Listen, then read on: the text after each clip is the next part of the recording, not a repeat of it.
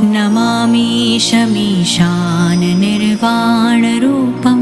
विभुं व्यापकं ब्रह्मवेदस्वरूपं निजं निर्गुणं निर्विकल्पं निरीहं चिदाकाशमाकाशवासं भजेऽहं निराकारमोङ्कारमूलं तुरीयं गिराज्ञानगोतीतमीशं गिरीशं करालं महाकालकालं कृपालं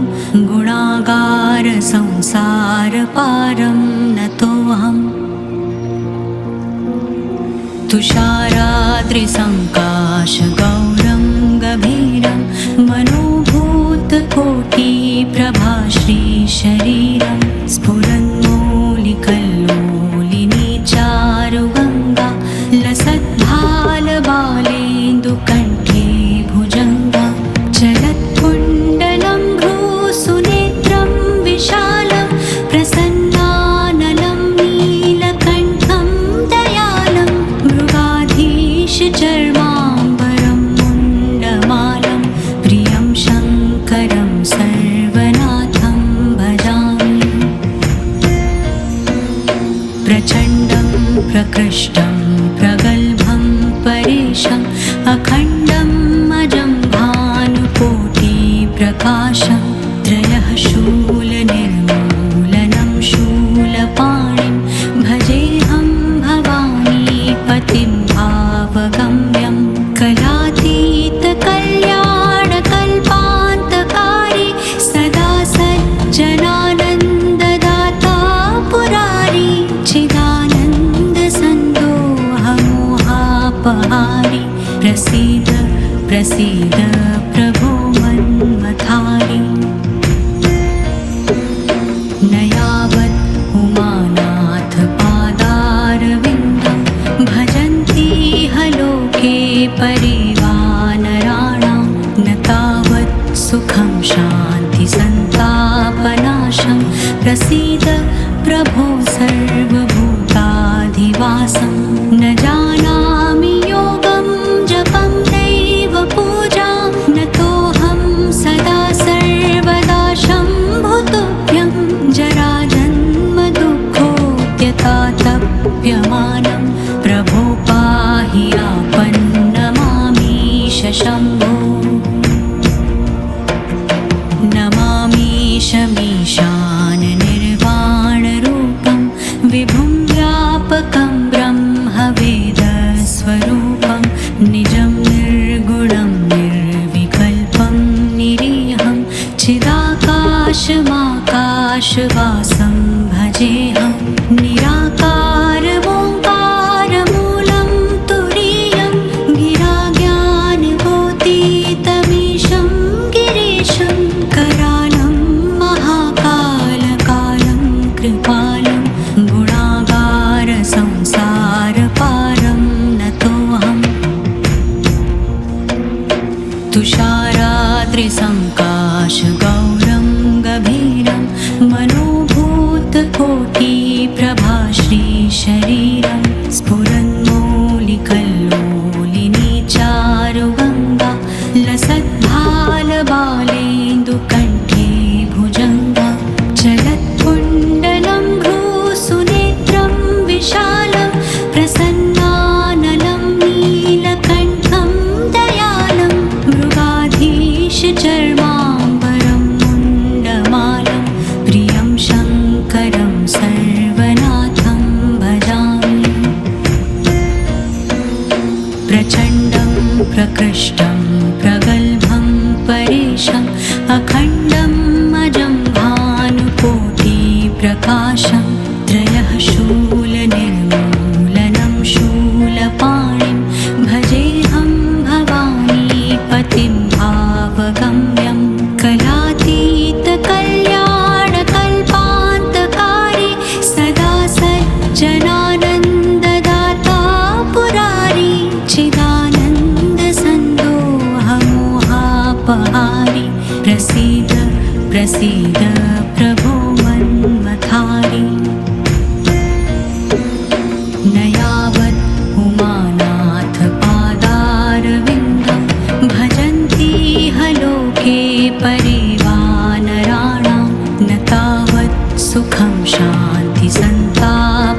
प्रकाशं प्रसीद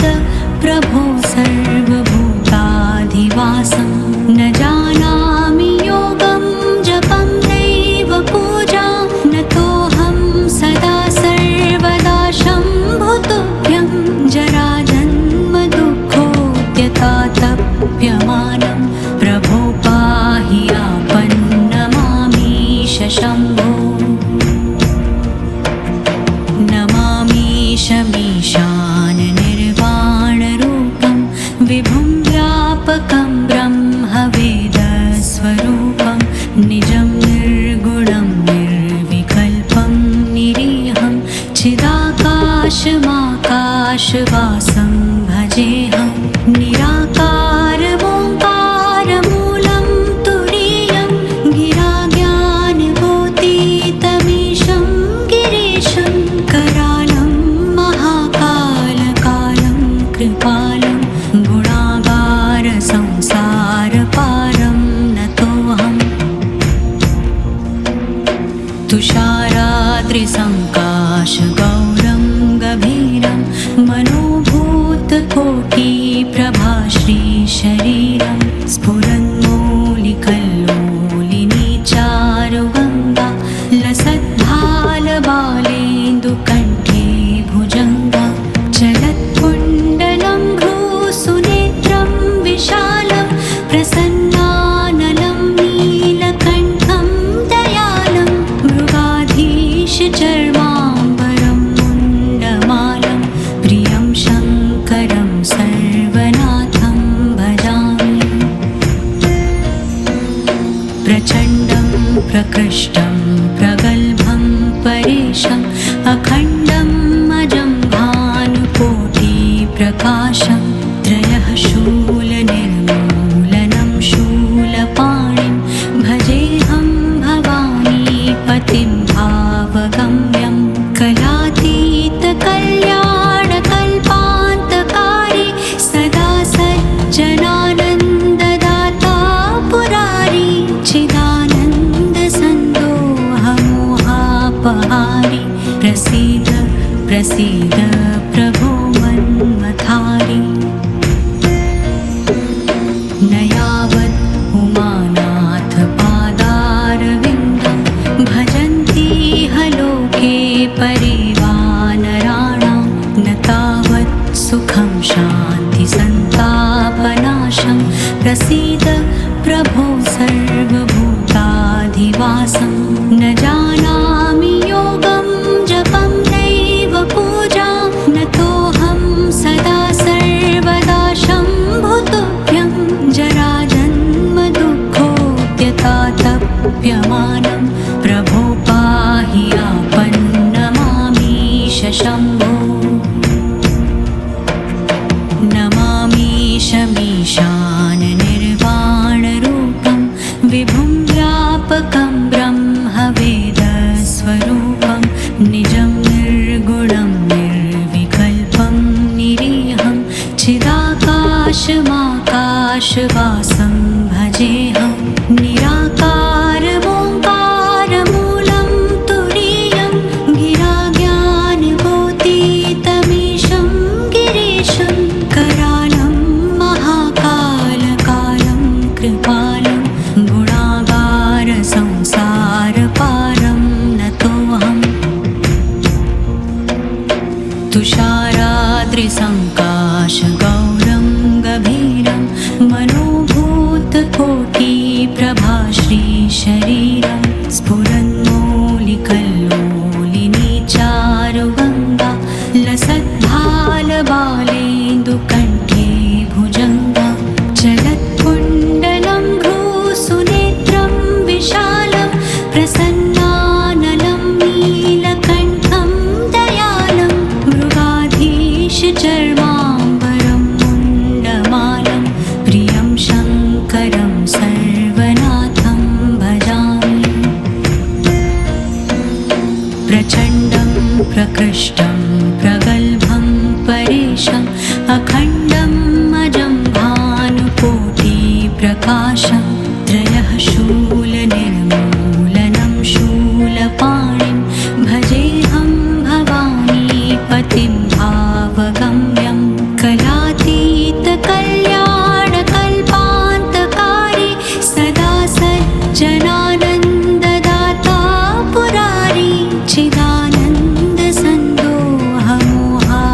पापहारी प्रसीद प्रसीद प्रभो मन्मथारी न यावत् उमानाथ पादारविन्दं भजन्ति लोके परिवानराणां न तावत् सुखं शान्ति सन्तापनाशं प्रसीद प्रभो सर्वभूताधिवासं न जानामि योगं जपं नैव पूजां नतोऽहं सदा सर्वदा शम्भुतुभ्यं जराजन्म दुःखोद्यतातप्यमानं प्रभो पाहि आपन्नमामीश शम्भो नमामीशमीशान निर्वाणरूपं विभुं व्यापकं ब्रह्मवेदस्वरूपं निजं निर्गुणं निर्विकल्पं निरीहं चिदाकाशमाकाशवासं भजेऽहं निराकारमोङ्कारमूलं तुरीयं गिराज्ञानबोधितमीशं गिरीशं करालं महाकालकालं कृपालं गुणागारसंसारपारं नतोऽहम् तुषाराद्रिसङ्काशगौरं गभीरं मनोभूतकोटिप्रभाश्रीशरीरं स्फुरन्मौलिकल्लोलिनी चारुगङ्गा लसद्भालबालेन्दुकण्ठे भुजङ्गा चलत्कुण्डलं भ्रूसुनेत्रं विशालं प्रसन्नाननं नीलकण्ठं दयालं मृगाधीशचर्माम्बरं मुण्डमालं प्रियं शङ्करं सर्वनाथं भजामि प्रचण्डं प्रकृष्टं प्रगल्भं परेशम् अखण्डं अजं भानुकोटिप्रकाशं त्रयः शूलनिर्मूलनं शूलपाणिं भजेऽहं भवानीपतिं भावगम्यं कलातीतकल्याणकल्पान्तकारी सदा सज्जनानन्ददाता पुरारी चिदानन्दसन्दोहमोहापहारी प्रसीद प्रसीद प्रभो मन्मथारी न यावत् उमानाथ पादारविन्दं भजन्ति लोके परिवानराणां न तावत् सुखं शान्ति सन्तापनाशं प्रसीद प्रभो सर्वभूताधिवासं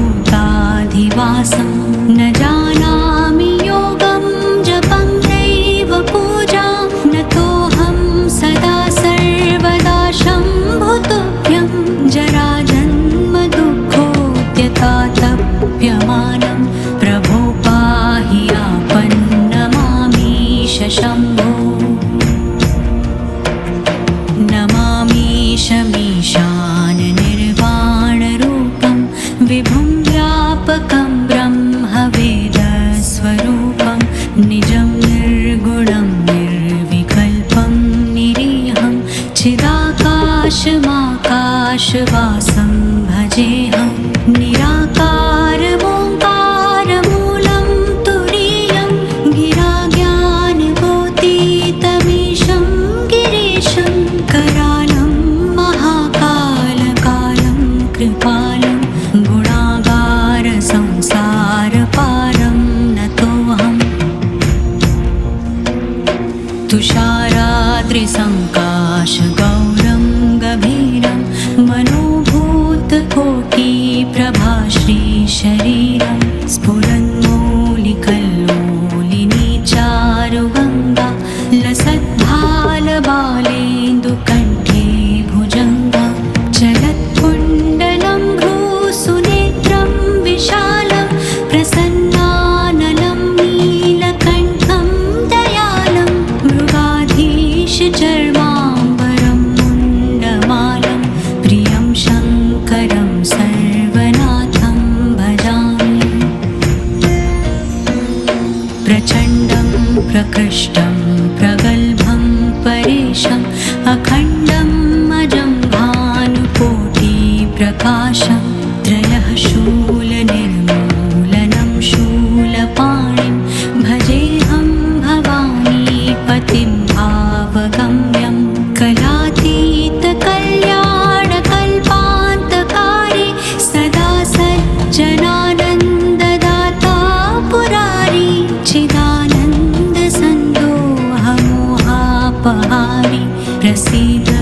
प्रसीद प्रभो मन्मथारि न यावत् उमानाथ पादारविन्दं भजन्ति ह लोके परिवानराणां न तावत् सुखं शान्ति सन्तापनाशं प्रसीद प्रभो सर्वभूताधिवासं न जानामि योगं जपं नैव पूजां न तोऽहं सदा सर्वदा शम्भुतुभ्यं जराजन्म दुःखोऽत्यतातप्यमानं प्रभो पाहि आपन्नमामीश शम्भो नमामीशमीशान निर्वाणरूपं विभुं व्यापकं ब्रह्मवेदस्वरूपं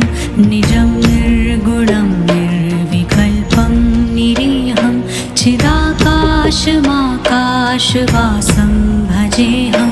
निराकारमोङ्कारमूलं तुरीयं गिराज्ञानभूतितमीशं गिरीशं करालं महाकालकालं कृपालं गुणागारसंसारपारं नतोऽहम् तुषाराद्रिसङ्काशगौरं गभीरं मनोभूतकोटिप्रभाश्रीशरीरं स्फुरन्मौलिकल्लोलिनीचारुगङ्गा लसद्भालबालेन्दुकण्ठे भुजङ्गा चलत्कुण्डलं भ्रूसुनेत्रं विशालं प्रसन्नानलं नीलकण्ठं दयालं मृगाधीशचर्माम्बरं मुण्डमालं प्रियं शङ्करं सर्वनाथं भजामि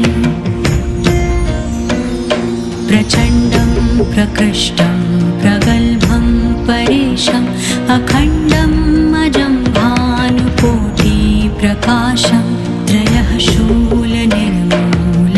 शूलपाणिं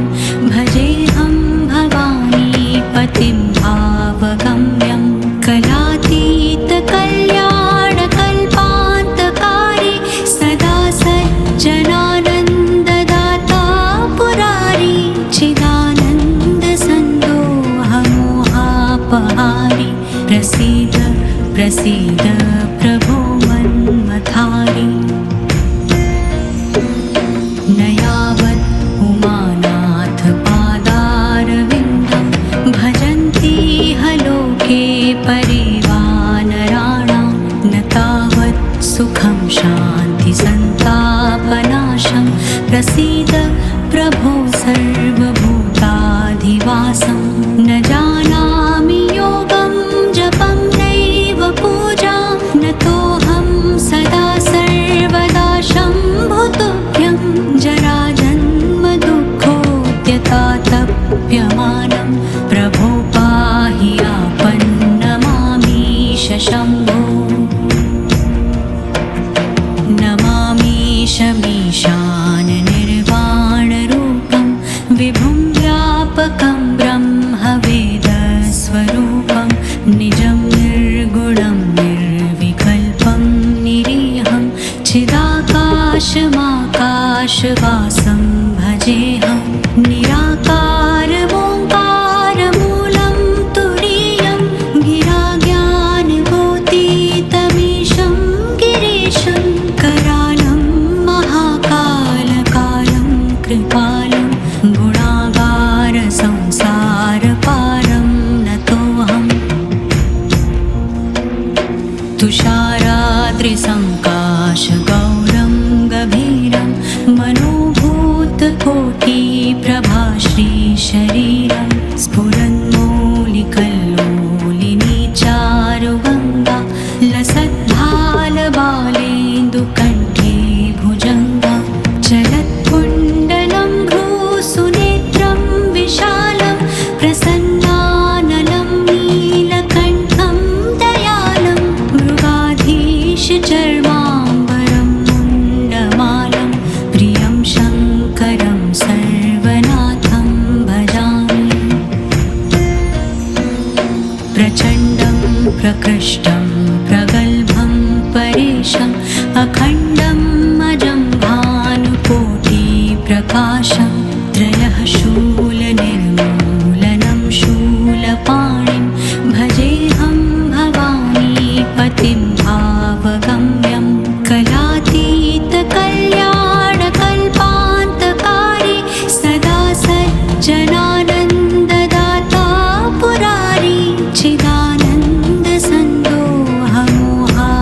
शापहारी प्रसीद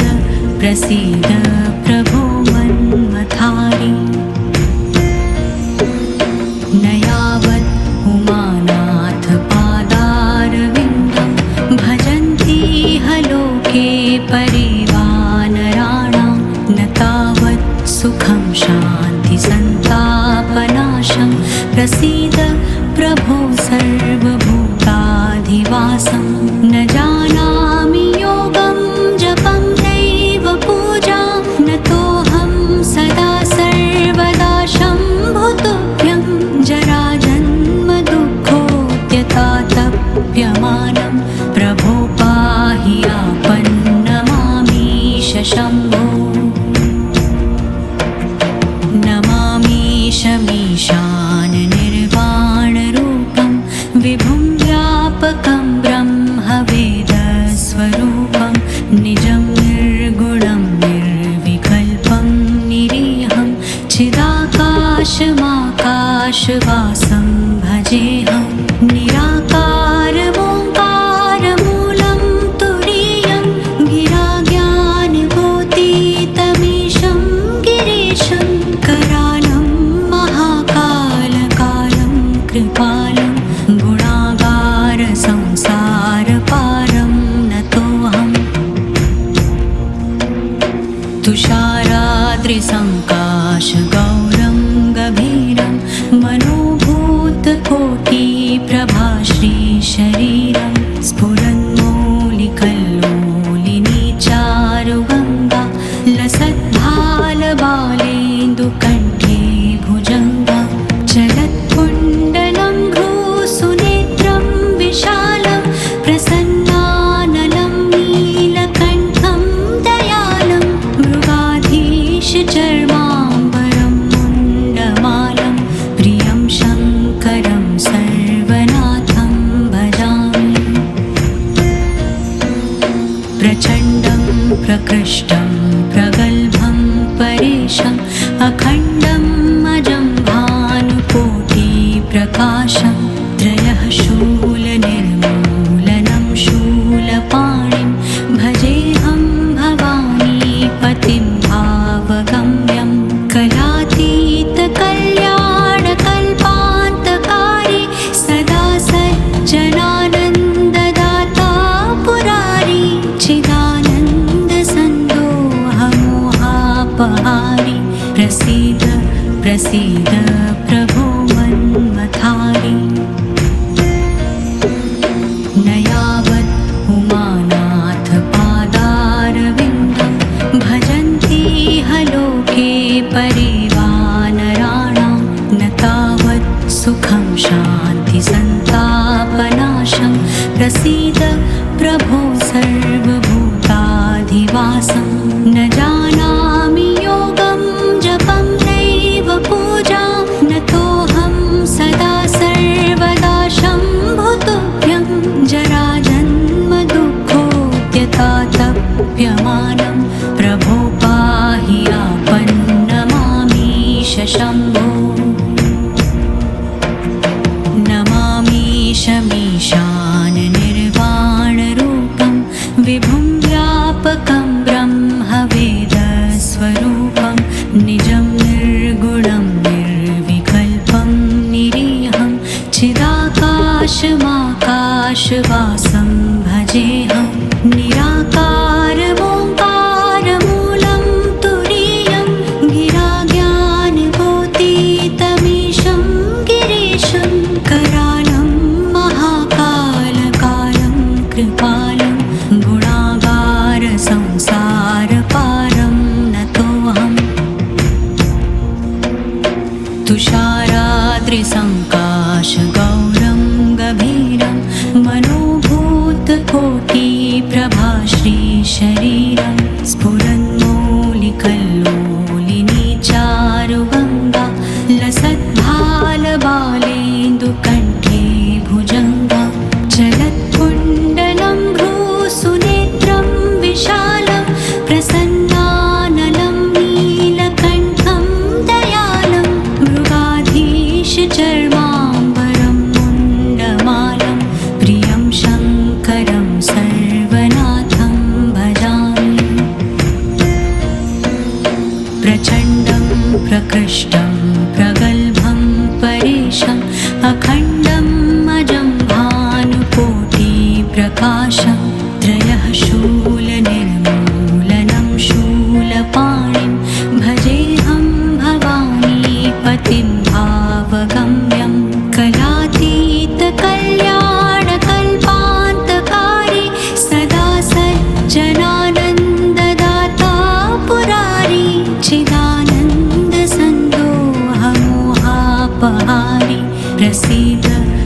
प्रसीद प्रभो मन्मथारि न यावत् उमानाथ पादारविन्दं भजन्ति ह लोके परिवानराणां न तावत् सुखं शान्ति सन्तापनाशं प्रसीद प्रभो सर्वभूताधिवासं न जानामि योगं जपं नैव पूजां नतोऽहं सदा सर्वदा शम्भुतुभ्यं जराजन्म दुःखोऽत्यतातप्यमानं प्रभो पाहि आपन्नमामीश शम्भो नमामीशमीशान निर्वाणरूपं विभुं व्यापकं ब्रह्मवेदस्वरूपं निजं निर्गुणं निर्विकल्पं निरीहं चिदाकाशमाकाशवासं भजेऽहं निराकारमोङ्कारमूलं तुरीयं गिराज्ञानगोतीतमीशं गिरीशं करालं महाकालकालं कृपालं गुणागारसंसारपारं नतोऽहम्